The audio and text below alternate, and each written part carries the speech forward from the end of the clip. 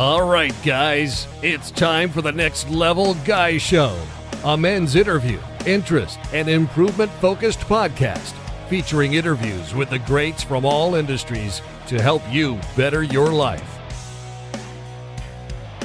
Each week, a new episode features an interview with one of the greats, covering all aspects of their story, from life hacks to tips and protocols that have allowed them to live life on the next level. We then highlight concrete action steps that you can use to improve your life. And now, your host, Ian Dawson Mackay.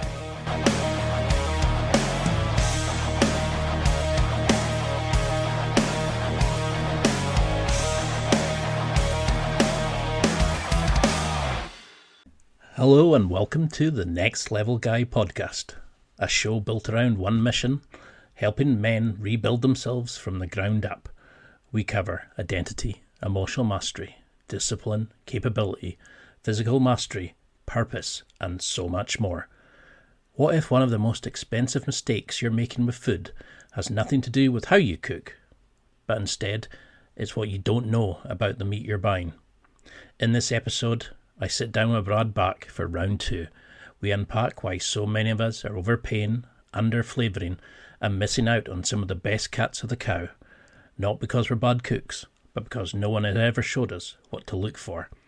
Once you know what you're cooking with, you can make that meal sing as if it's from the heavens and impress those in your life. Brad shares butcher-level insights that instantly upgrade how you shop, how you cook, and how you think about the food on your plate. It's practical, it's grounding, and honestly, it gives you that quiet confidence that comes from knowing what you're doing, instead of just guessing. And yes, it also makes a cracking Christmas gift for the foodie in your life. Brad Baych is a butcher, chef, YouTube educator, and published author who helps everyday guys cook better meat, save serious money, and stop feeling lost in the supermarket aisle. From fine dining kitchens to breaking down whole cuts of meat at home, his mission is simple: teach what most of us were never taught. Listen to this one, and you won't just cook better. You'll move through life with a bit more calm, control, and respect for what's on your plate. And you'll also eat like a king. And now, let's get to the interview.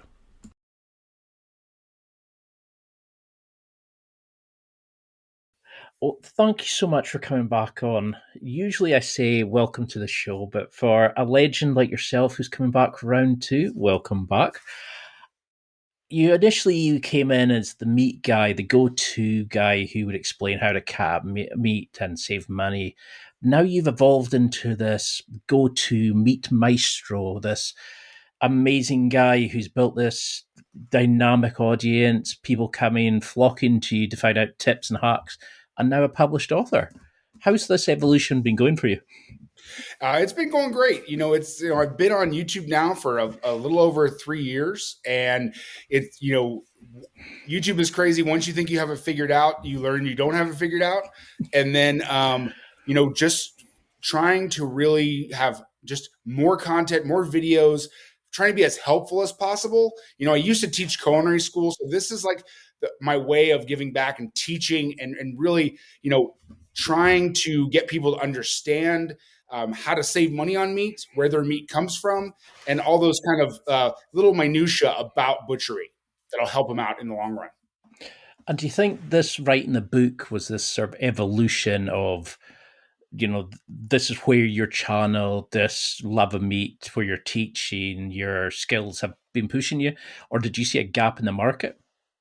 Well, this book is a little different than your typical cookbook because it does have so much information about how to break down the cuts of meat. So it's a little bit of a butchery guide and also a cookbook together. So I think there is a little bit of gap in that market of, people understand, how to cook a basic piece of meat, but they may not understand some of the more intricate cuts, the ones they may have never even heard of. And I think this book does a good job of telling you what those cuts of meat are, where they come from on the cow, and what recipes and the way to cook them that you're going to get the best result from. So, the beef is so much. There's so many different textures and flavors, and you know, each cut is a little different. And you gotta treat it a little different. So it, like I said, this book really just kind of really hammers home those ideals and, like, these extra pieces of meat that you may not know of. Because when I first started going into it, I was like, "Oh, great! It's got some really lovely recipes, and like I was salivating just looking at the pictures, the vibrancy and the dynamic. It just looks so good. You could lick the page. It was that good. But when you start going in, you were talking about the grading, how it's aged, how they're fed. You talk about the anatomy, but then you go into the butchery, then accessories. It's like a Meatopedia. I'm trying to think. I was hoping that wasn't offensive when I said it in my head originally, because it's just the depth and the love. But you can see where your skills as a teacher, as a butcher, and then as a professional cook, you've said, how do we make this as easy for people to use and as quick and efficient? You've even considered how many pots to use and what accessories to have to make it look good, but make it easier for you to produce for your family and things like that. And I love that you've obviously listened to your students over the years and learned where their pain points are and found these things to fit. But your first job was, you talk about in the book, you were a lead soup cook. Now, you went from cooking at home and into a restaurant. What was that change like initially to go into a more professional standard of cooking? Yeah, it's funny. I've always been in restaurants, and that first job was, I was 16 years old. It was the first job I ever had. And I wandered in off the street from this new restaurant that was opening, and they were kind of hiring everybody. And at that point, I'm like, sure, yeah, I'll learn how to do it. Or I would love to go in there and cook. And then, the rest is kind of history. I got the bug for working in restaurants and learning how to cook on a big scale, because it is much different. And I just had that love of restaurants and hospitality, and I've always been in that area. No matter, I always come back to it. Also, so when I was in college, I just came back to that working in a restaurant or working in a hotel. I went to culinary school again, came back to the restaurants. So it just seems like I just really want to help people, and I really want to feed people, and that gets in your blood. People who worked in restaurants, you can always pick them out because they know, they feel like, they have that hospitality gene, I think. And you really want to have, just whether you're having the dinner at home or at a restaurant, you want to just take care of people. Because that's what I like about it in the book, is like you don't just say your story and then go into the book. You actually flow your story through the book. You're giving the hints, the tips. You're taking your warm, like that affectionate personality that we all love. It's littered throughout the book, and I think that's the thing, is we know more about you, but also understand and see the evolution of your skills through the book as you go. Then when you did go in there, you do talk about how people struggle for the time management, the patience, those little kind of thinking two steps ahead. What did that start teaching you about prep, understanding volume, those kind of skills where all men like myself really struggle? Yeah, I think it's also what being in restaurants or professional kitchens really teach you is how to produce at a large scale, but also do more than one thing at a time. So having a plan, looking at a recipe and breaking it down and saying, okay, this is how I need to cook this piece of meat. This is how I need to make this recipe. So what do I need to do? What can I be doing simultaneously to make it go a little quicker, a little easier? Can I add these two? Can I put these two ingredients in at the same time? Can I be heating up the stock that I'm going to use for this recipe? Can I be heating that up at the same time, and it makes it more efficient? I think the home cook can definitely grab a lot of those things out of a good cookbook, where you're like, okay, I need to like sear this off and then add the vegetables, then add the stock. It's kind of like a formula. And once you know how to like braise a dish, how to stew, how to grill, saute, you can do it with anything. So it's a good proxy to learn how to cook anything. Because in the book, I like how you've set it up into the primal cuts rather than, the basic dinner, breakfast, dessert, where you've kind of gone, here's a section of an animal, and this is how we're going to break it down. And then you showed the variety of these mouth-watering recipes you can go from there. But when you were talking initially in the book, you say about how you all your friends were bagging groceries. And instead of just enjoying your easy job, you went, I'm going to go and go the next step. So you became a kind of steakhouse apprentice where you met, was it Angel, who's demonstrated cutting up rib. How, where did that enthusiasm come? Were you falling in love with it? And what was that first kind of whoa moment when you saw him cutting up these humongous chunks of meat? Yeah, so that story is great. As I was really my first fine dining job was at a fine dining steakhouse in the town where I grew up, and I was a saute cook, and so I worked in the evenings when the place when it was open, and then one of the head chef asked me if I would come and help out with the prep one day. So I worked kind of all day that day. I came in early and I met Angel, and he was the prep cook, but he basically for the steak, it was a steakhouse. So his job was to break down a lot of these steak cuts. So a lot of ribeyes, strips, um, tenderloins. And I watched him do it. And, it's when you watch somebody do a skill that they've done 1,000 times and it looks so effortless and Yeah. it looks like magic that he just went ahead and knew exactly where to cut and he knew exactly how his knife was supposed to go through. And it was really kind of poetry in motion. It really was. And I watched him do that and I'm like, man, I need to learn how to do that. So I spent the next couple of weeks like just coming in on my off time and going, okay, I'm going to just watch him do his thing. And they let me, try it and they trained me on the correct way to do it. And that was my first kind of foray into meat butchery because I hadn't even gone to culinary school yet. That was just me getting a job at a fine dining steakhouse. So when I did go to culinary school, it was like, okay, when we got to meat class, not only was I ahead of the game with the other students, I was like, I can definitely do this and do it well. Because that comes across on the page was your own journey, your own kind of experience of living it, and you say it and you make it sound so much fun, but something that came across was when you said that you badgered the manager to let you have a shot at the end of a shift, that you wanted to learn the grill. You could have just sat and did your station and mastered that, but you saw like the fluidity, the art of the butchery cuts. What advice would you give to somebody who maybe wants to take that next step in their career, who maybe is wanting to go to their boss and say, I want to try that, I want to do that? Where did you find that confidence from? Well, I think it was just a passion of I wanted to always do kind of what I always want to move to the next stage. I wanted to move up. So whatever I was doing, and you could see what the hierarchy was. That's the next thing I wanted to learn. And I think with things like the restaurant, is really easy to do so because you can definitely tell the hierarchy very quickly.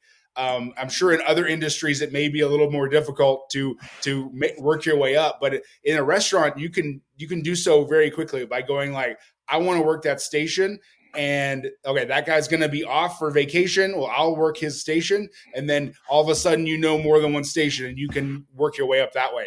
So, I think I've always just been driven that way to kind of go to that next level. Like I'm happy where I'm at, but I'm not happy where I'm at.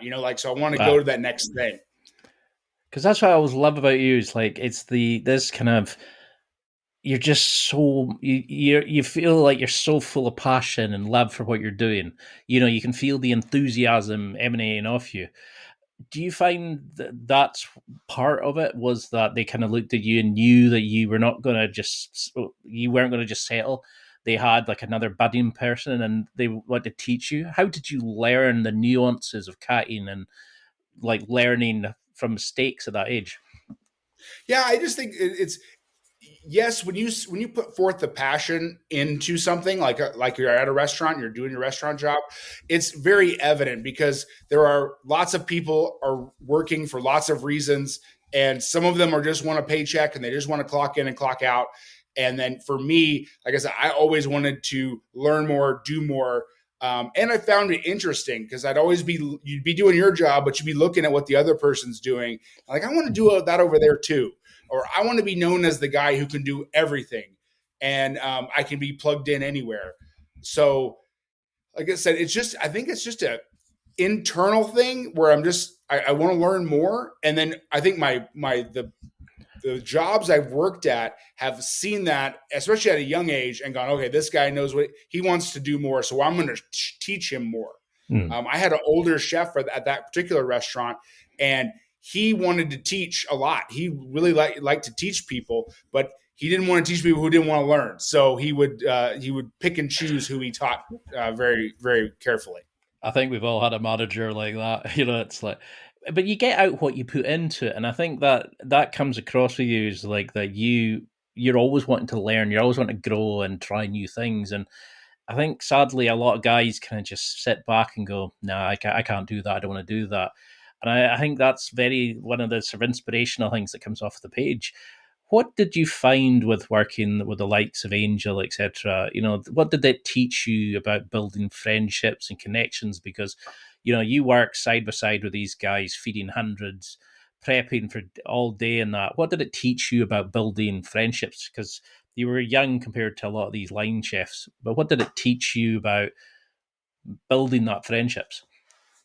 Yeah, I think for the restaurant industry in general too, when you're working at night, you're working on in holidays, you're working when everyone else is celebrating, right? That's kind of the basis of that business.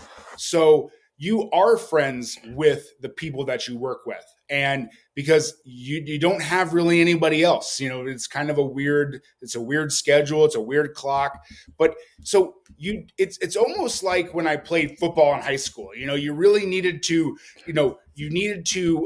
count on the person next to you because you're all trying to get that common goal done. So it's you really take the person next to you and you're like, okay, we're going to get through this. We're going to get done. It may be a thing in a restaurant where all of a sudden you're slammed and there's every seat is full and everyone orders at the same time. And you're like, okay, we're going to sit and we're going to do this. And you build those friendships by being in the fire, so to speak, doing something together. And I think that's another part I really liked about the restaurant business was that it is such a team environment because, you are all in different stations. So a whole meal doesn't come from just my station. There's something over here, there's something over there, and they all come together. So I think you build those friendships, you build those bonds while you're in the fire. No, I love it because it makes perfect sense. Because a lot of people have never been in customer focused, high volume, high stress jobs like that.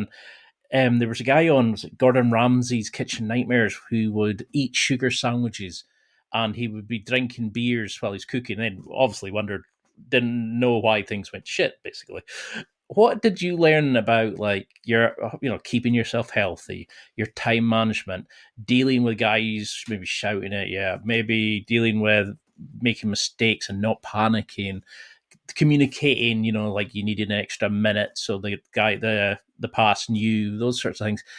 Because being at such a young age, that's a high pressure job to go into at any age, but especially when you're younger.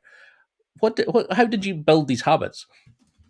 Yeah, I think, it's just one thing leads to another. So you're not going into work till later in the afternoon. So then you're going to have to really get your home life situated before you go in. And then, because when you get in, you have to be totally focused on what you're doing. Not only at this steakhouse, but I went on further, especially after culinary school, to a really like a it was five diamond hotel in Dallas, and that's where we cooked for like celebrities, and we cooked for everything was very expensive, and that was even more of a high stress job because you take it was such a big operation, but we still need to make everything perfect. So again, it's all these, and you have people yelling at you. You have people, even at the hotel was interesting because you'd have people from room service who were yelling at you, and you'd have people, your chef and the sous chefs, and you'd have to kind of like take it all, organize it in your brain and then go ahead and cook it. And I think it's the only way you can do that successfully, I think, is to be in that situation over and over and over again. Because you do get a callous mind. You do get okay, he's yelling at me, but I know that's not that's just a situation. Yeah. We're gonna go and we're gonna be friends later. It's not that personal. It's just getting the job done. So I think that's that repetition really helps you out with that. Because to be able to sort of absorb criticism and go, no, okay, I know this isn't aimed at me, this is aimed at the situation, that, he's just reacting to stress in maybe a more volatile way than I would like. To be able to do that at such a young age is really impressive. Did you find, was there a point where you thought maybe this career wasn't for me, or was it always just the joy learning cooking for like vice presidents and musicians and all these sort of things? Was that more always outweighing the negative? It was I never could see myself doing anything else. I was locked in from that very first time. That 16 years old, I was just locked into a restaurant.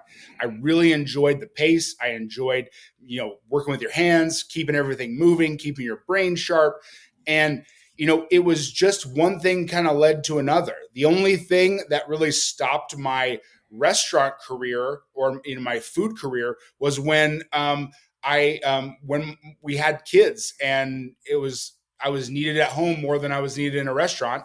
So that's when I made that transition, or I'd probably still be in a restaurant today. So, I mean, when you then started like doing the reps in the dark, as they like to call it, where you started thinking, I'm going to make a couple of YouTube videos, I'll see how it goes, but you kept them away from your wife, even when you were doing like culinary school and things like that. You never kind of thought, I'm going to advertise this. And now you've become this go-to person who we all look to and go, how do I do this? Right. I'm going to watch his amazing videos. Oh, he's got he started teaching people how to do this. Oh, brilliant. Okay, I'm going to go and sign up for this. He's got a book out. Brilliant. I can now sign up for that. You're teaching the next generation of people, especially when meat's so expensive at the minute. Was there ever a point that you just thought, I don't know what I'm doing? How has that changed you as a person? Now going from creator to almost leader, kind of, I don't know, like in charge of everything, inspiring the next generation of cooks? Well, first of all, thank you for that for saying that, because I do want to inspire people to get more confident in the kitchen and more confident with how they even go to the grocery store and buy their meat and buy different ingredients. I think there's a lot of information that is not been available to the public. Like people just haven't shared it. Oh. And it's been saved for people who are learning how to do the butchery art, and it's been passed on. But I think there are things that the home cook can get out of that, and that's what I want to share. Because meat prices in general are going up, and there are little nuances that people can save money. And I want to continue to share those in any medium I can. We talked to a couple, YouTube. I got a book out. We have a different, there's a membership where we can get one-on-one. Like there's all kinds of things. I want to hit as many people as possible in as many different ways as possible. But again, just teaching that same thing over and over again so that people get more confident. Because I think you got to hear it a bunch of times. You got to do it some, and then you get your confidence. Well, because in one of Tim Ferriss's book, he talks about learning. I think maybe it's 4 Hour Chef, where he talks about learning to cook, and you don't try to cook something when you've got your date on the couch or when you've got people coming, like your family visiting. You learn to cut things up. Maybe it's like cutting onions when you're watching TV, so there's no stress. There's no, But when you're using something like this massive slab of meat, how do you learn the nuances, make mistakes, but not kind of panic because you've cut maybe this too wrong, or you've really trimmed it into the usable meat where you wouldn't try to take the fat off, for example? How do you learn, make mistakes, but not panic as much, because meat just now, it's obscenely priced? Yeah. How can we start this process? So I suggest that people start out, if you're brand new and you want to get better at cutting these big cuts of meat, I started with pork. So pork is much less expensive. And I have a video on my channel in which we take the 4 basic kind of butcher knife skills and practice on pork. So you're going to do it for much less. And if you need to, you can grind it all anyway and to make sausage and stuff like that. So, but it'll help you get those basic knife skills down before you want to start on something that's big and expensive. There's also, when you're doing those big projects, the ribeye, the strip, those are 2 great ones to start out with, because they are very straightforward. You're taking a big cut of meat and you're cutting into a smaller cut of meat. That's all you're doing. There's some little bit of trimming involved depending on how much fat you want to leave on it. But all in all, you are just taking this and slicing it, and you end up saving a ton of money. That's the crazy part. And it's not that much work. You just got to kind of bite the bullet. You can do it and give it a try. Because something that really comes across, like in your videos, but also in the book, is it's littered with these like really helpful comments, like about how the tenderer the cats are more away from the horn and the hoof. How you can buy a particular type of cat where you have more expensive cats in it but you pay for the cheaper kind of cat because you're buying the larger part. And how you can use certain marinades and tools to take a cheaper cat and make these amazing meals. For people who wanted to start, I mean, you focused on beef in this one. For example, what's maybe an impressive thing to make for a girlfriend, but is limited in terms of what skill and time you need? What would blow people's socks off, but helps a newbie sneak their way into recognition they probably don't deserve? One of my favorite dishes of all time is steak au poivre. So that is a strip steak that is simply just seared and roasted in a pan. And then you use you take the steak out while it rests and make a pan sauce. Pan sauces are great to like make it more fancy without, it's not very hard to do. So you take the steak out, and that poivre part means pepper in French. So you can put green peppercorns or black pepper. And then there's brandy, which flambés. So if you're trying to impress somebody, you can flambe. And then I'm getting hungry now. And then add a little bit of beef stock and thicken it up, and it's super quick and makes a delicious sauce. But it's very easy to do. You're talking about maybe like 4 or 5 ingredients, and it turns out great. The brandy flavor is great. The pepper makes it a little peppery bite. It's one of my favorite just dishes of all time. And it's easy. Because something that jumps out in the book is it's not just, here's a cat of meat, throw some potatoes or some sauteed cabbage or whatever. It's not just like a steak on a plate or a particular cut of this. You've actually made it into a meal. You've based it, like you've created a food art around it. You've made it part of the thing. How do you go through those recipes and go, okay, that is what you could do at home. That's what you could do if you've got 4 screaming kids. That's what you could do if you're having to do something cooking quick for dinner or you're batch cooking.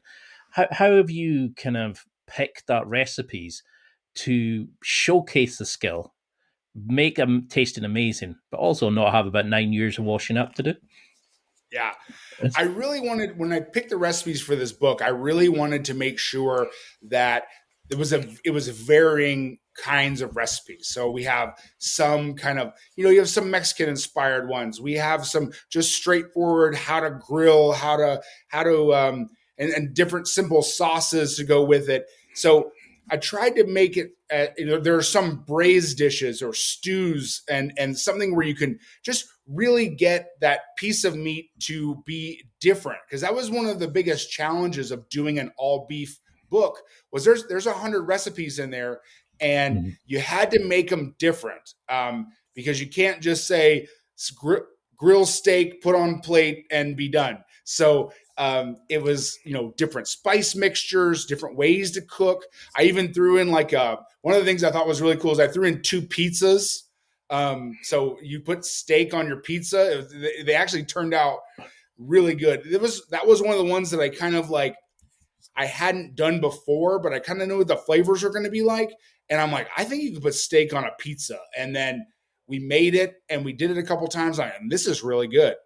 And there's also some just using different equipment. I tried to use not just a grill, but indoor cooking, outdoor cooking. There's things there's soups in there. The ground beef recipes I really like because those are like what I cook at home. There's spaghetti and meatballs. There's Italian wedding soup. There's a vegetable beef soup. Those are things that like what my kids ask for when I'm like, what do you want me to make for dinner? That's the stuff that they want. And I wanted definitely to add those things in too, because those are like your crowd pleaser, kid friendly kind of dishes. I want them just now, and I'm just looking on the other side of the world because I think that's what comes across is they're not just dinners, they're occasions, but they're also like comfort food, heartwarming, soul nourishing food. But then there's also the lighter foods. Then there's like the soups and there's the pizzas. And, normally you think of beef as this big, heavy, stodgy, kind of packed with sauce. And, you have to lie down for 3 days after you've eaten it. Whereas a lot of this is kind of like these delicate little nibbles, but then it's also the heartwarming stuff as well. How would you want somebody approaching this to use it? Say that you give them 30 days starting now, they buy the book. How would you want them to become engrossed in this? Because like you said, there's 100 recipes, which blew my mind. I didn't even know there was that many types of beef dishes. But, how would you want them to start building their experience, their skills? Which kind of meals would you get them to pick and then kind of move on to maybe because, maybe making dough is something they're struggling with, but putting a rub on a meat might be easier. How do we balance this and progress? Yeah, I think the easiest thing to do, what I would like someone to take from this book is to be able to go to the grocery store and say, and find oh, I found this cut of meat. How should I cook it? And, and I found a chuck eye steak. And that's something that not every grocery store has. But then I'm like, oh, I can go in this book and I can see the chuck eye steak. But there's other things that are in that chapter that can kind of be cooked the same way. So you almost can mix and match the different cuts of meat because they kind of share the same characteristics. And in a lot of the recipes, I'll have different cuts of meat. Like if you can't find this, substitute with this, so that you can start cooking these recipes that really catch your eye. But you can also interchange the meat into something that's similar. And I really think that'll help out someone who's just trying to figure out how they're going to take some of these cuts from the grocery store and make them into a nice dish. And then you're getting a little more comfortable. You're like, okay, I'm feeling these recipes. Then you might start some of the more intricate recipes. And then you might want to, okay, now I'm going to get to the butchery part. I'm feeling good about this recipe. This would be great if I could have these steaks more often if I go ahead and cut them myself. So that's kind of the progression. And I always say this is kind of like an addictive hobby too, because once you start learning where these cuts of meat come from and how you can make them taste really good and you can get them for cheaper, you just your eyes get open to the whole world and you start like, okay, what else can I do? So where do guys go wrong? Because the book is very in depth. You've got the very detailed instructions. You've got links to the different things. You've got a breakdown on the accessories, how to care for your knives, and you literally go into so much detail in each section. It's phenomenal. But where do you find guys go wrong? Do they go and pick the most expensive kind of meat and they don't have the facilities to store it, so they end up wasting it, or do they maybe cut it wrong because they don't really pay attention, or do we maybe not have a sharp enough knife, or what kind of issues do you see if people misuse the book in that way? Yeah, I definitely think getting some proper tools is really helpful. Making sure you have a nice sharp knife; those are just like basic cooking. You should have those anyway, right? You should keep everything nice and sharp. And I think also some people they just think some our guys in particular. We get grilling on the brain. Okay, I take a big piece of meat, and all I know how to do is put it on the grill and take it off the grill. That's what I got. And I think you're missing out on a ton of different flavors, different textures, different cuts of meat just by, not grilling everything. That was one of the important parts of this book for me, was to not just say, all right, throw it on the grill and you're done, or throw it on the smoker. We have those recipes on there, but I wanted to show also to increase your cooking prowess. So you can cook stuff inside. You can get a nice sear. You can use a nice cast iron pan, and it'll really take your meat cookery to another level. And that's what I want to I do think people make a little bit of a mistake of just not opening their eyes to everything that beef can do, like all the different flavors you can get out of it. So we've kind of gone into maybe somebody started following a recipe and they've gone away, girlfriend's gone away smiling, and or they've cooked for their in-laws or whatever it is, and they think, yes, I am now ready, I am going to go into the next step. For people who don't have a Brad in their life, I mean, you go into there, you show the anatomies, you talk about how each kind of cat, the primal cats and the subcats can then be modified to what they're best for cooking and how they can be used, etc., and what they do well. How do we go to our butcher and say, I want this or I want that? Do we take your book and just go, that? How can we build that relationship with a butcher, but explain it so we're not just buying a pack from the supermarket, the retail packs? We're actually experiencing the Brad effect. Yeah, I think it's reading the book and learning learning the names for the different cuts.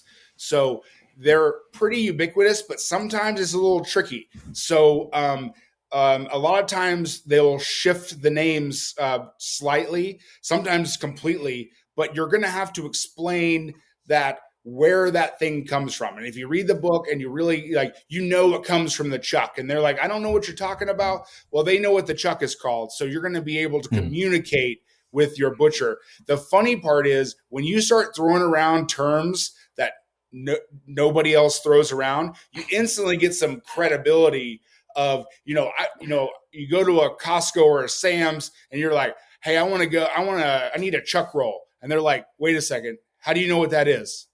Like, what are you doing? What are you doing over there? And you're like, hey, I'm trying to get a Denver steak, or I'm trying to get a chuck eye steak from it. And then you instantly get credibility. They just look at you differently. They talk to you differently. You're using the vernacular of the butcher into getting that right cut. If you're going to go to your butcher too, you're going to a local butcher shop, then you can start really having a relationship and talking to them and going, okay, this is what I'm looking for. I saw it in this book. It's a chuck eye steak. But if you don't have that, what is like that? Help me. I want that similar taste and flavor profile. What could you suggest instead? So you really you get a much more personalized service at a butcher shop. They're going to help you out. And again, you throw around some of those terms, you're going to have your instant friends with the butcher.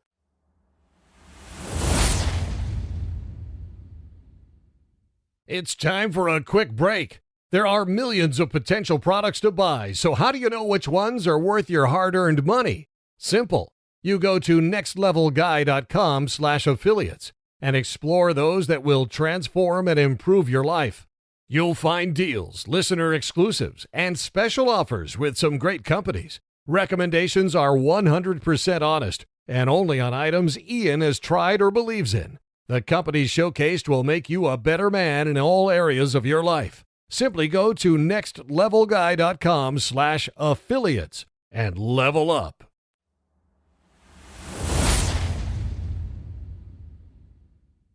I think that's something that we struggle with is we kind of go, okay, I've got beef. I'm going to I'll make mince. I'll make meat. And you can see how limited our brains are. But when you go into the book, you're kind of like, oh, that's amazing. I never thought about that. Oh, I'll try that. And then you could take that to your butcher and say, this is what I like. This is what in this recipe. How could I get to that? Or what's a similar thing I could do with this? And I think they love that. They love kind of showcasing their expertise because they spend all their life learning and catting and cooking, like your fine self has done. But you talk, there's things like the Denver, the flat iron, and I remember reading somewhere it was there was like particular cuts of meat that a butcher keeps to themselves because they're so good. And I'm trying to think what it was, but what are the cuts that are like the underdogs of the cow, the underdogs of the animal, where you think that's what you have to get? That's why you should be a friend with your butcher. Some of my favorite cuts are those little off cuts, those secret cuts, and so I love the Chuck Eye steak and the Denver steak, which I've talked about so far. Those are in the Chuck Primal cut. Also in the Chuck Primal cut, there is the flat iron, like you said. Now I have fallen in love with the flat iron. I always liked it, but I had it the other day, and I'm like, man, this is a great piece of meat. It's tender. It's from the Chuck, so it's a little bit cheaper, but man, it has so much flavor. Another one that people may not have heard of is called the Terrace Major, and it is another one out of the Chuck. It looks like a little beef tenderloin, and it is not quite as tender as a tenderloin, but it is like the second most tender piece of meat on the cow, and it's like $10 a pound. So it's a third of the price of what you're going to get for a tenderloin, and again, they're a little. You got to search. It's a little bit harder to find, but when you find it, it's so good.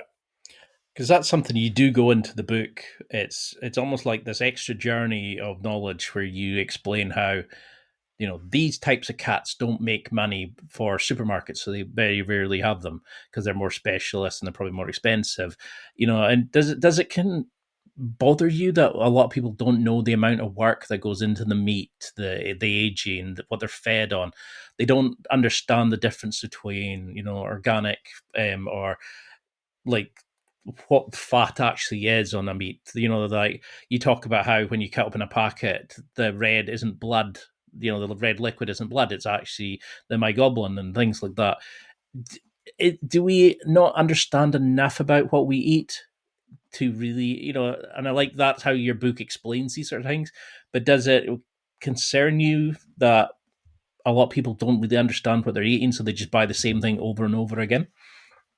I think we are getting very far from what we eat, as like where it comes from, where the meat has traveled to get to us, how many hands it's been through, how the meat is broken down, and how we get it at the store. I mean, the further we get from it, where it's just a package with cellophane on it, it's really hard to appreciate that piece of meat. Mm-hmm. And that's one of the reasons I wanted to write the book, is like, there's a whole world out there. Like, that cow did a lot. It took a lot of stuff to get that into your hands. So make sure we appreciate it. Make sure we can make good choices, because again, when different terminology gets involved, we may not understand what that means, what grass-fed means, what grain-fed means. So it is important to, when you're making those decisions at the grocery store, that you understand what those things really mean. So yeah, the more knowledge you have when you go to the grocery store, the better. Because that is something that when I started watching it, I was like your videos. I was like, oh, that's cool. I really want to get a mincer. Oh, that's really cool. I really want to get like a really nice Japanese catty knife. Oh, my bank balance would have hated you, because coming up to like Black Friday and all that, I was sitting there going, oh, I could get that. but for people who are worried about doing it wrong, and these are expensive cuts of meat, but you show the proportion of what you could make from a big cut of meat compared to what you could buy in a store for the same price. But for people who are worried about doing it wrong, what are the red lines that we should never cross for defrosting, marinating, cutting? What are the things that you just go, doesn't matter what about this little nuance here, but that's a back away now? Because you said something in one of the books, for example, that 10 minutes out of the fridge isn't bringing it up to room temperature. It takes 4 hours to bring it up. That kind of was like, oh, fuck. That was really, like, I learned so much from just reading the book for prepping. I can't wait to get into making a lot more of the stuff. But what are the red lines we should just back away? That's the danger territory. I think in the big picture, you want to make sure everything is safe. You want to make sure everything is cold. That you're storing it properly. A vacuum sealer is your friend because it'll make that environment so that it lasts longer, so the meat doesn't spoil as quickly. Those are kind of the basics. Beef is really great because you can cook it less. You can cook it at medium. It's not like chicken or anything. You can have a medium rare steak or medium rare hamburger. As long as you keep everything fresh and take care of it. Those are the safety guidelines. As far as when you're cutting it, you want to make sure that there's nothing really that's going to ruin the piece of meat. So if you take your knife and you are trying to cut off a ribeye and then it's slightly off and it's a little bit wonky cut, it's still going to be okay. You're not, it's not, brain surgery here. We are just taking that, if you got a steak that has a little bit of an uneven edge on it, you're going to be fine. There is one thing, like when you're doing a tenderloin. So this is one that's easy to there is that thick silver skin that's on a tenderloin, and that needs to be removed. A lot of times grocery stores won't do that. I've done videos where I went to the grocery store and kind of rate it, kind of see what they're doing. And everyone I ever go to has a tenderloin that has this thick silver skin on it that you're just going to chew and chew and chew and never be able to swallow it. It's just it's not good. But that is one of the things where you need to learn the difference to what is silver skin, what is fat, what is this light sinew that can be removed, and what can stay on there and what can't stay on there. I think those are good things to learn just so you have a better experience with your steak cutting and your steak eating. Because you do have a lot of great photos about how to cut into it, and you kind of explain the little parts of don't cut too much in here, cut this bit off here, and you see it from different angles. And then you also have the YouTube videos which are there to sort of back up if anybody's sort of struggling. But how do you go from using your cameras and things like that to using your teaching skills, where because you've taught in culinary schools and that, how because you're now teaching the world how to cook, eat, select meat, cut better. How have you tried to balance that low denominator person who can barely use a knife to the person who thinks, I'm going to make this artistic 3D beautiful meal? How did you balance that in your book from people like me who don't know what they're doing to actual people who are not for professional chefs, but they're getting there? Yeah, I think it's having an array of skill of not skill levels, but intricacy levels of the recipes. Some are very easy, where we're grilling, we're sautéing, we're doing searing the outside. I give you lots of tips on how to determine doneness, because I think that is the biggest thing that a person who is new to cooking or uncomfortable or doesn't consider themselves a chef, determining steak doneness, I think, is one of the most important things, because everyone has their kind of I like it medium, I like it medium rare, I like it medium well. And I give you several ways in the book to test for doneness. It's hard because when you're doing a restaurant setting, everyone does things by feel, right? So you touch the steak and then you can kind of tell, but that's because you've done it hundreds and hundreds of times. Well, the person in their kitchen has not done it 100 times, so they're not going to be able to. I'm not going to be able to tell you how it feels. That's a hard thing to show. So we work on temperatures. Temperatures is the best way to determine doneness. So how to use a meat thermometer, how to use a wireless meat thermometer that will tell you the internal temperature while it's cooking. So I think the more times you do it, the more times you get comfortable with it. And when you nail it, you're like, I nailed it and I got this and I can do it again. So like I said, I think finding the recipes that you like and then like testing yourself and going like, oh, I made this one. We threw it on the grill. Let's try this next time. Oh, let's do a reverse sear on this one where we smoke it first at a low temperature and then sear it and finish it at a high temperature. So it's the same process. It's just that extra step, and that extra step is going to add a little more flavor and a little more texture. So I think it's baby steps, and then you're off to the races. Why that's a really good point. You're talking about like the doneness factor of it. Why is that? Like that you go to this restaurant A, and the medium there will be completely different to the medium in restaurant B. I would assume they would have just used the thermometers. I mean, I can remember making steaks which look burnt on the outside, but they're almost red on the inside. How is there a sort of general accepted that's the way to cook a steak? And like that you would recommend to people, but also why is there such a discrepancy in lots of places? Is it just they're rushing to get it out, or they haven't rest it to rest properly, or where do these issues come from? So in a restaurant setting, you're looking at so much volume that they're not taking temperatures like with thermometers to each steak because we're doing hundreds of steaks. So that's where you will get where that is that feel where what a medium rare is, like a medium, but again, it's hard because a medium rare tenderloin feels differently than a medium rare New York strip. You have to learn that the different cuts of meat even feel differently when they've come to those certain temperatures. And that's the reason that you're going to get a different temperature or a different doneness from each place you go, is because that individual cook has developed like a sense, a feel for when that steak is done.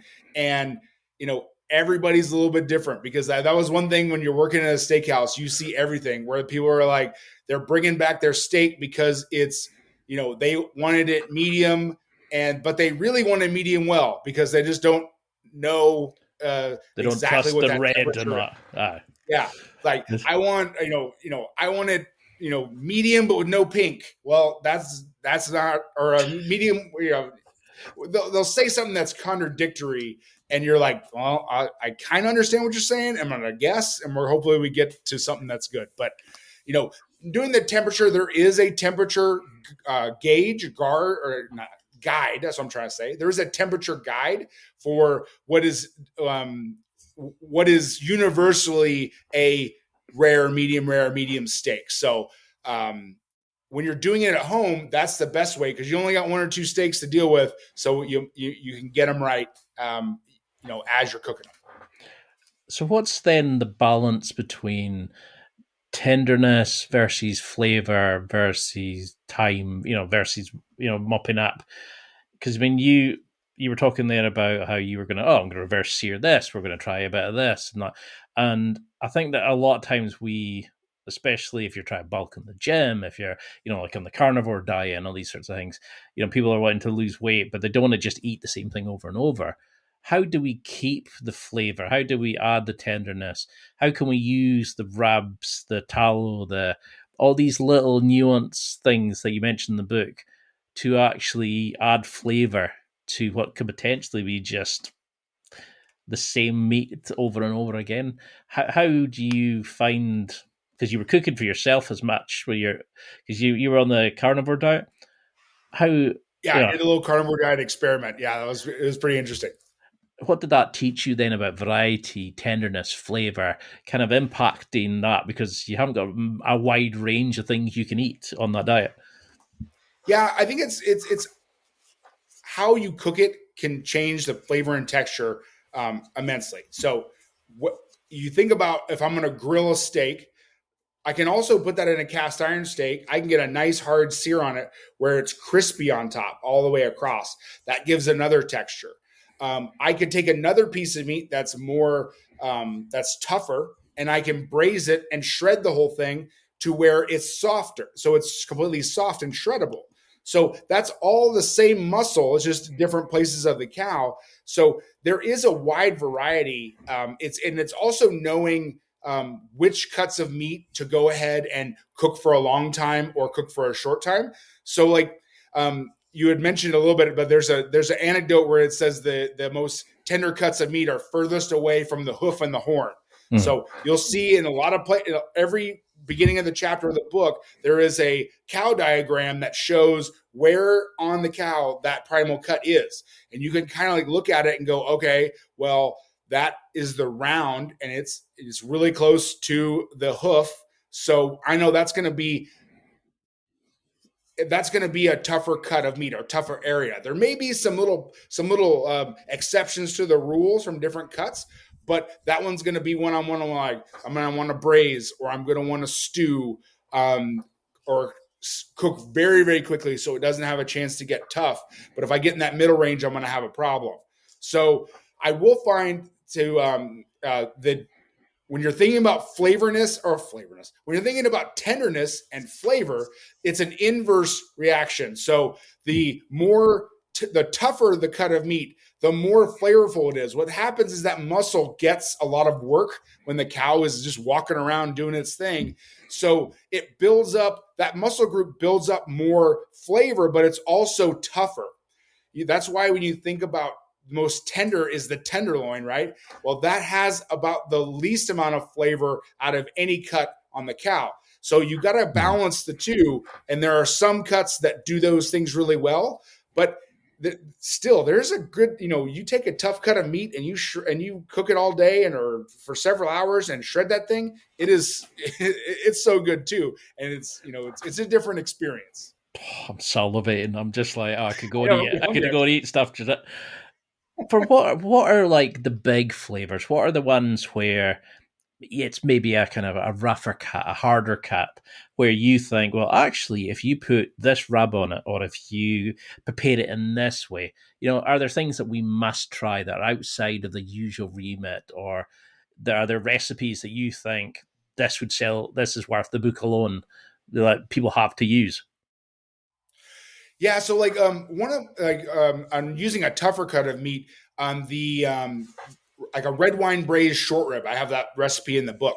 So the short ribs, very, very tough cut of meat, but on the bone, and you sear it, get some flavor going. You make a flavorful liquid to braise that in and let it cook for several hours. And it just, the texture of it, you can reduce that sauce and to where it just is very like thick and pourable and covers the whole short rib. And that is just like especially now that we're getting into the fall, winter, it's like a wonderful fall winter dish. One kind of funny within this same kind of short rib of vein, I did McRib. So at McDonald's, they bring back that McRib. Well, I made one from scratch and used the short ribs, braised them so you could pull the bones out, and made a sandwich out of it. And I'm like, my son, he's one of my sons is a big foodie in the family, and that was his favorite recipe in the whole book because he tasted almost all of them, and it was like, this is really, really good. I don't even know if he had the real McRib, but it was some fun stuff you can do that just not. Cooking doesn't always have to be serious. You can be playful and fun. So, because one of the things I love to do is, like, whenever I'm reviewing a book or whatever it is, I'll go and look at reviews, and I noticed that a lot of people were reviewing it saying, "This is amazing. This, some of the meals I've made are so nice, and I've learned so much." But one of the big things was about the butcher skills in there. A lot of them were saying it was such a key point of why they wanted to buy the book, especially because they were fans of your channel. Do you think now butchery skills have become a must learn because of the cost of meat and stuff, versus actually just be nice to know. We really need to learn this. We need to learn where our food's coming from and how to make the penny stretch towards the pound or the dollar in your case. I really think it should be that everyone should know these things. I think that's one of the reasons that my channel has done as well as it has, is just because people didn't even know what you don't know what you don't know, and I'm here like just shouting it from the rooftops, going, "Hey, you can save a bunch of money by cutting it yourself, and it's not that hard." That's the thing that's most surprising to people, is that when you get down to it, it's not really that difficult. There are some very intricate things that professional butchers do. I'm breaking down an entire half cow or entire quarter is very difficult to do and takes a lot of practice, and those guys are really, really good at it. The cuts that we get are not, it's not that hard. So I think it's most important that people know how to do this. Even if they don't want to do it themselves, at least know that, like, yeah, this is available. You can take a big ribeye and cut it into small ribeyes and save money. And, I don't know, it could help out in a pinch. Like, we got the holidays coming up. You want to do a nice prime rib. Well, instead of paying $25 a pound, or more, now I can cut it myself and, decrease the price by half. So jeez, I don't know. It seems to me like something that people should know. And there are a lot of people who want to know about it. So I'm here to teach them how to do it. do you think that's like kind of like a confidence ladder where people like yourself, where you go to a restaurant and there's that much competition, you have to have better dishes than the next people, you have to expand in this area, but when we're cooking for ourselves or our family, it doesn't really matter as much, so we don't have that kind of that push. And what are these kind of like, what progression would you want to see somebody, what should they start with and then progress from there? I always say, for the butchery stuff, I always say that the ribeyes and the strips are the easiest thing because we're just doing straight slices. The tenderloin gets a little bit more technical because you got to take some silver skin off. But I got to start with some of those steak cuts. Those also are going to get you the most bang for your buck. You're going to get the most like expensive cuts for a lot less. So you're going to save the most money by doing those kind of things. Then when you want to get into something a little bit more technical, you want to do a chuck roll, because that's the next thing that's available for the home cook to go find is a chuck roll. And then you can get those steaks out of the chuck roll. You can grind it. You can, grind the trim. You can make chuck roast, and you can save money by doing all that stuff too. So that's kind of the general progression. But there's, depending on what you can find in your area too, you can go to get a sirloin. You can get all kinds of different cuts that you can go ahead and further break down. So, but again, I always like people to start out with those ones that are like going to save them the most money, and the ones that they think are like special occasion foods. And that way you can have them a little more often. It's like, I was just remembering like earlier when I was looking through the pages, there was so much options for you, even just, like the chuck, the flank. It was like each area you were just like, here's 15 recipes you can do right now, and here's how to progressively make them more difficult. Here's how you can batch this. Here's how you can, you show respect to the whole animal. You're not just saying, here, buy this really expensive thing and only do one recipe from it. You're going, here's how you can feed your family. Here's how you can progress, learn, grow, but also fill your belly and that of your loved ones while you're doing it. And I think that's such a skill to be able to teach people. But in the book, you talk a lot about patience. We need to rest things. We need to slice it correctly. We need to make sure that it's bagged correctly. Where do guys go wrong in that sense? Where do we lose the money? Do you find, is it that we don't buy it correctly and then we get freezer burn? Are we not allowing stuff to rest properly? What does it, and how do we build that habit of planning into our cooking and prepping, etc.? Yeah, I think it starts with meat selection. It starts with, knowing the difference between choice grade and prime grade. Maybe you can tell that it's more expensive, but sometimes the prime grade is not is not worth you're not getting the bang for your buck. It's not worth the higher price. Then it's storing it. It's like taking it through the entire progression, storing it, making sure that the vacuum seal is still sealed. When you take it out of the package, letting it kind of, I like to, especially these things that are cryovac, so they have a vacuum seal pack. It's best to take it out of the package and let it rest for a little bit because it's been in this vacuum environment. Just let it, let it take 30 minutes in the fridge and just relax. A technique that I've really enjoyed doing is salting a little bit before. That was one of the things I did not believe in was salting the meat and letting it sit for overnight or 4 hours. Yeah. I did a test on my channel and yes, I'm now a convert because there's one of those techniques. I'm like, oh, this really works. But you can't do it in a restaurant because you can't do that to 100 steaks, but you can do it to your one steak. So, but again, I think guys go wrong with just not taking the appropriate amount of time. Don't just throw it quickly on the grill, get, and eat it real quick. Enjoy your food, enjoy what you're doing. Let it rest after it's cooked, season it properly. I mean, just enjoy it because you don't, these cuts of meat where you pay lots of money for, just take your time, enjoy it, enjoy your life, the finer things in life.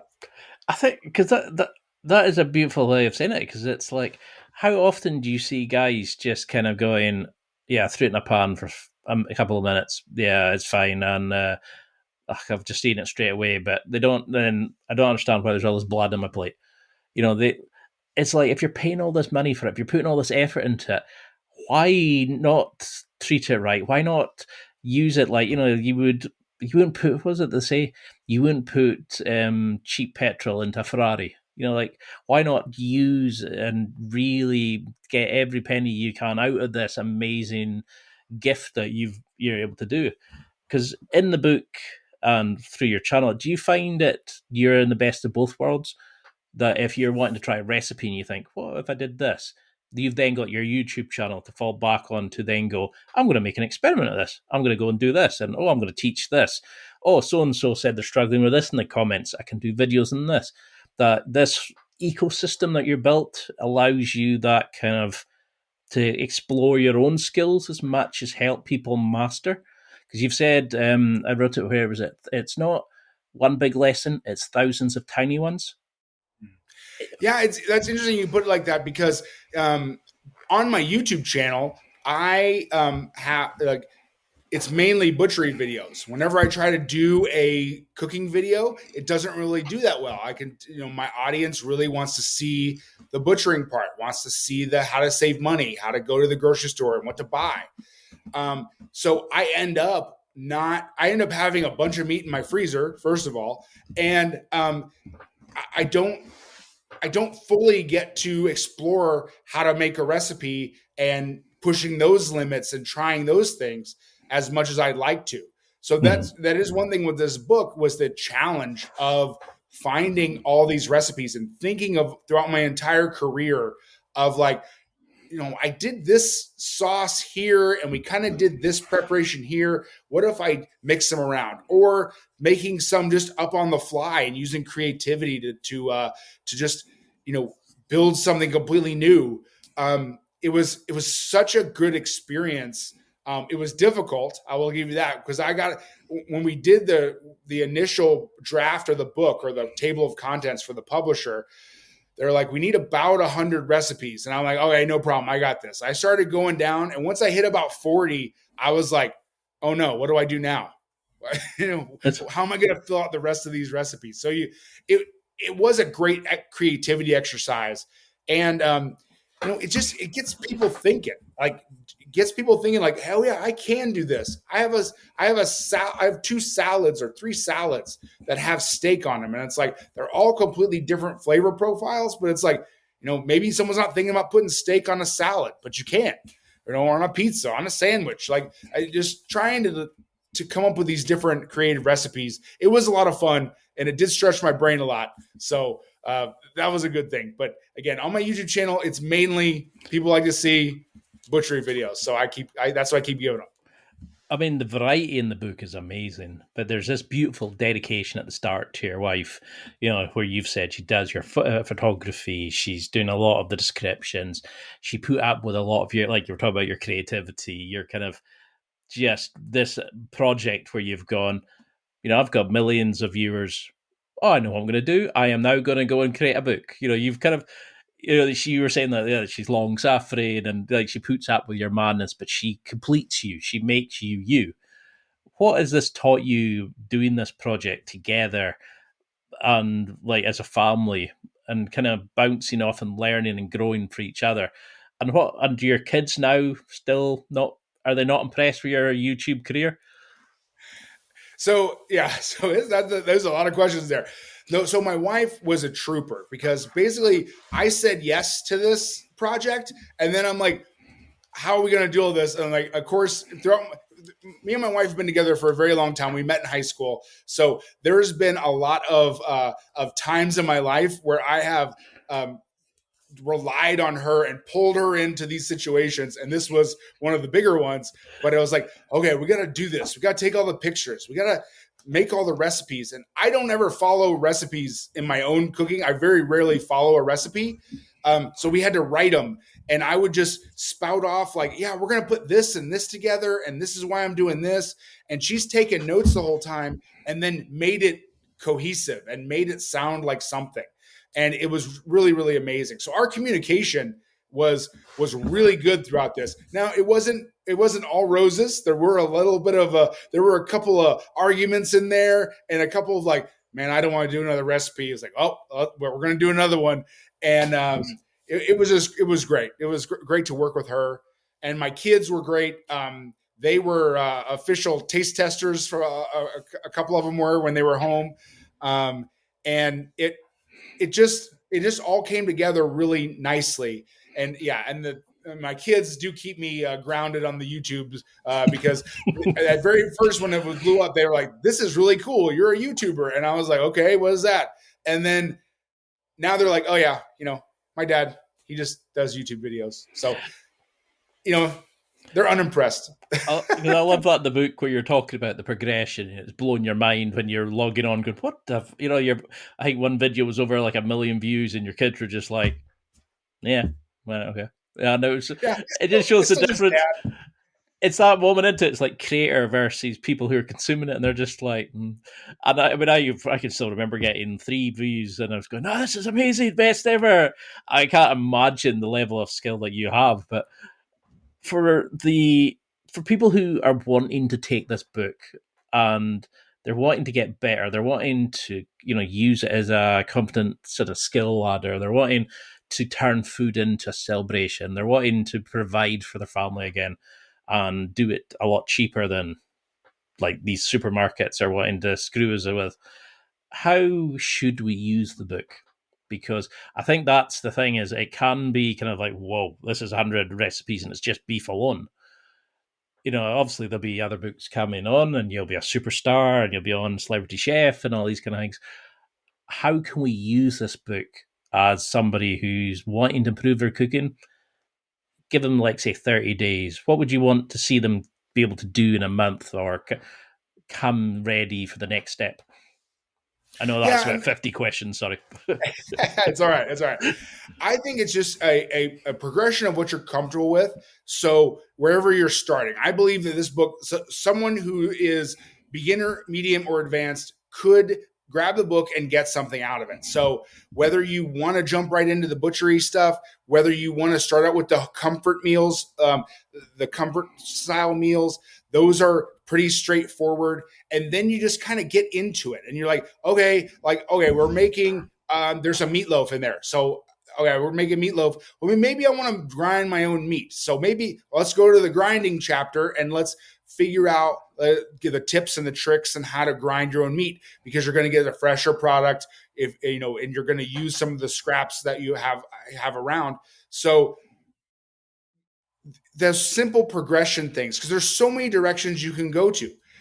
Simply just go take your steak and go sear it properly. Sear it, cook it properly, cook it to the right doneness, season it properly, let it rest, slice it. It's an easy process, but sometimes you need someone to say, hey, do it like this. Try it like this. And I think that's one thing that the book does, especially if you're a beginner, is you can pick a recipe, and a lot of them are, the cooking of the meat is relatively simple. And it's repeated over and over in the book, because if you're going to put a piece of grilled steak on top of a salad, well, that's the same procedure as putting a grilled steak with this sauce and with the mashed potatoes that are in there. It's the same procedure. It's just repeated over and over and over again. And then you get that confidence of like, hey, yeah, I've done this before. I can do this. What's next? What else can I do? I want to do some of the ones that are more intricate recipes that take a little longer. Maybe I want to make my own beef jerky. I have a beef jerky recipe in there that is so good. It has to be almost, I say they're all my favorite, but that's a great recipe. And it takes a little bit of time. It's a hands-off time, but it's like, I'm feeling more comfortable of like, oh yeah, I can make beef jerky. Because, on the Butcher Wizard channel, I showed you how you're going to save like $35 a pound on beef jerky. So this is how you do it, So I don't know. It's just, it can take you in so many directions. And I think there's something in there for everybody. Oh, there's definitely something for everybody. Because I was going through it, like, leaving little stickies going, right, that's getting done. Oh, I need to do that. I'm going to batch that, stick that in the freezer. And before I knew it, I was like, the whole thing was almost highlighted. I was just like, all right, let's just start doing the whole book. How did it happen with you? Because you were talking at the start of the book about, what you did when you started seeing Angel cooking. You talked about working with Kent. You've talked about how, you back and forth with your wife about your cooking journey. How was it therapeutic to kind of put your life story into this book as much as the skills it was actually putting you onto the pages? It was an interesting experience, because I feel like because a lot of people are discovering me from my YouTube channel, where that's a little bit of a personal interaction. It's not just a recipe blog. It's not just a picture. We're having a moment here in my kitchen, which I'm in right now.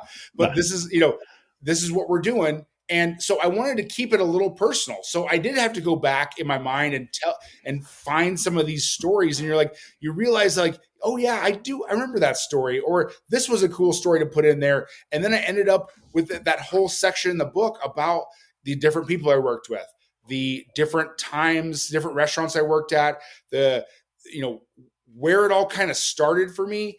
And I think it's an interesting read. So I hope people don't just skip through those pages and actually read them, because it was very therapeutic, and it's cool just to I think it's just cool to put your life on there and just go. It makes you go back and think of all these experiences that you've had. And I think everyone should try to do that and try to think about these things that you are these experiences you've had that are hard to remember. You may have been younger, but I think it's great to go back and try to figure those out and revisit those. No, yeah, it was really good to see what made you you. It's because we see you behind the camera as this confident, like charming guy who is like an expert and can showcase these things, but to kind of know your story as much. We come along the journey with you as well. We learn about you as a person, which makes us then become deeper fans of you, to kind of bond with you. What was when you look back now, was there that moment that you can think, or that lesson that changed it all, that suddenly made this where you went from, I'm not just a cook, I'm a craftsman, I'm bloody good at this, I can change the world through meat? I know that's probably not how you put a CV, but but I just think throughout, everything builds on each other. So every time I worked at a place, I tried to get every piece of knowledge I could out of it, and I moved on to another one. And it was it's just a conglomeration of all those experiences. And I think the through line for the whole thing is just getting better. It's just wanting to get better at a certain thing. And I just pointed towards cooking, kind of in happenstance because of those early jobs, and I really like them. So I just think it's all a stepping stone. Everything is a stepping stone. And then when you finally get somewhere where you can share everything you've learned, it's really great. It's a really great experience. It's a profound where you can like teach somebody else. Hey, yes, I've been through this. I've done, even if it's something as mundane as cooking, but like, yes, you can do this and this and this, and it comes out like that. You teach. When I was a culinary school teacher, I taught all the way. I taught 18-year-olds all the way to 50 and 60-year-olds. And you have to teach everybody a little differently and come at things a little differently. And I think that's helped me out with YouTube because I can teach in different ways in different videos or different parts of it, trying to continue to be entertaining because you got to keep it, people got to be interested or they're not going to watch it and they're not going to learn anything. So I think it's just all these different experiences really came together with what I'm doing now. And it's coming together so well and people are really liking it. And I just can't thank everybody enough. Like I'm just, every time I'm like, man, somebody watched my video. That's awesome. That's good. It really feels good to be able to share all this. No, I mean, and that's, we should be saying thank you to you because the joy, the love, the passion we get from watching your videos, and also knowing that we're eating better, we're feeding our families better, we're learning to save money. You're putting joy, skill, mastery, entertainment, like all this amazing information out in the world, and that's why this book should be a major success because the love, the dedication. I mean, it took you a year to put this together. It shows in the pages. This isn't just that, I'm going to make a bit of money off this. This is like a man's love of cooking, butchery, teaching, all put into the pages. I know I'm going to put you on the spot here, but why should we buy a copy? If you had this as a sales pitch, I know we've just spoken for over an hour about this, but how would you sell this as a must-have in somebody's kitchen compared to the Gordon Ramsay, the the Whites, the Heston books? Why should we have this in our library? I think that the art of butchery is going away because people aren't understanding a lot of where their food comes from and how they can be part of the process. So I really believe that this book is important to have so that you can learn these simple techniques and keep that butchery kind of art alive because we're getting so far from it that it's just really hard to even know where that piece of meat came from on the cow and how to cook it right. So I just think that everybody could use something from every meat eater could use something from this book.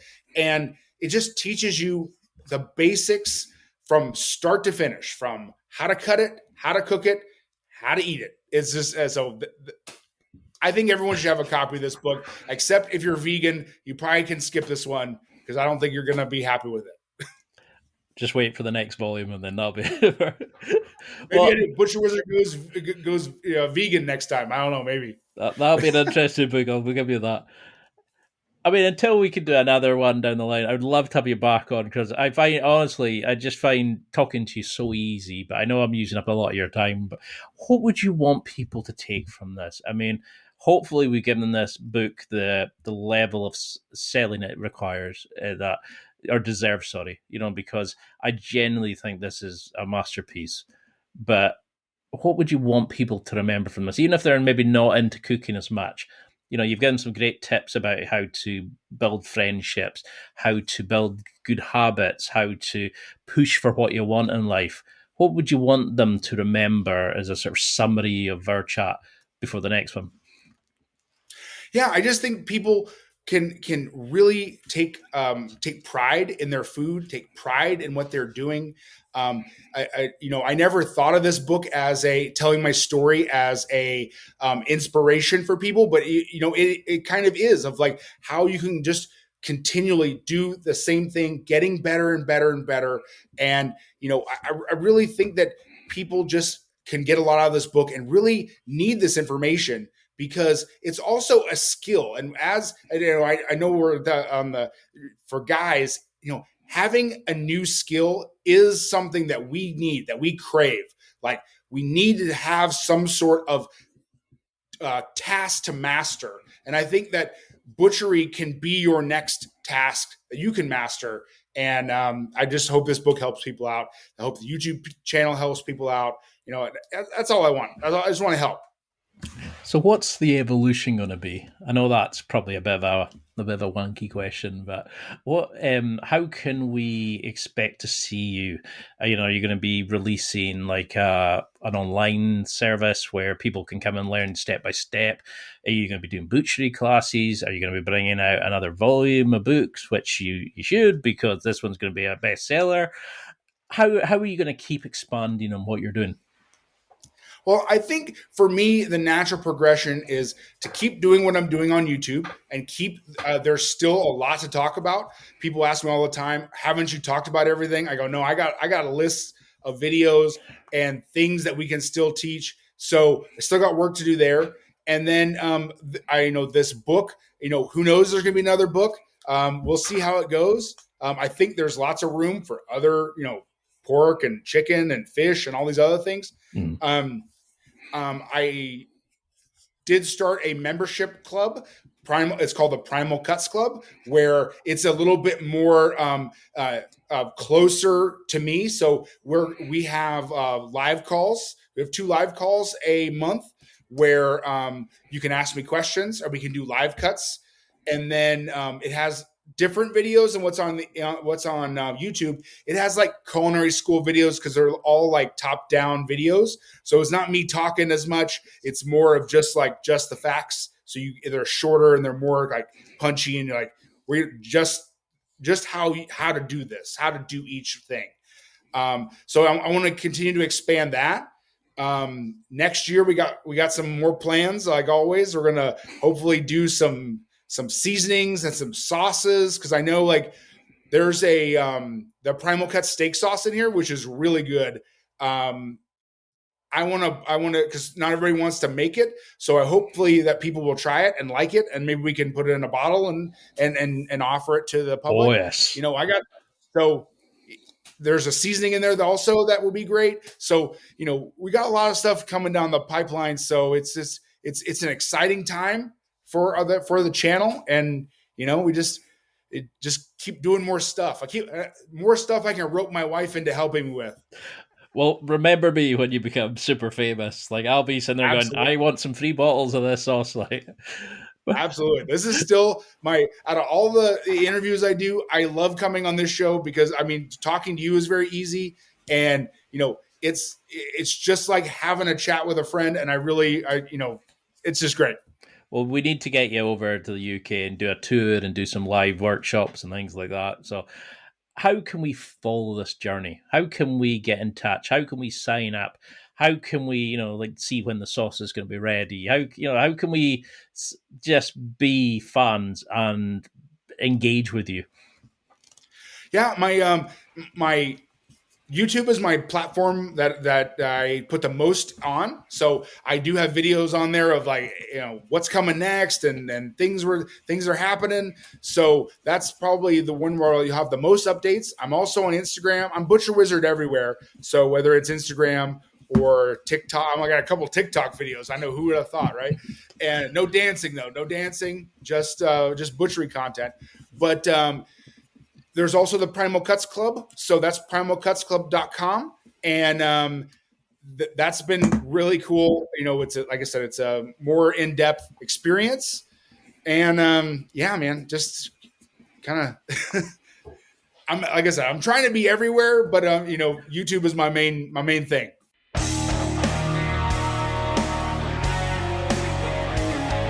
Well, that's it for another week. And thank you for listening. It's now time to take what you've learned and use it to develop and enhance your life with the key points mentioned. Listen, try it, embrace it, use it, and crush it. Now's your time to hit that next level in your life. If you liked this episode, then please leave a comment on the show notes or a review of the show on your podcast platform. Everything helps evolve the show. Until next week, keep seeking the next level in your life.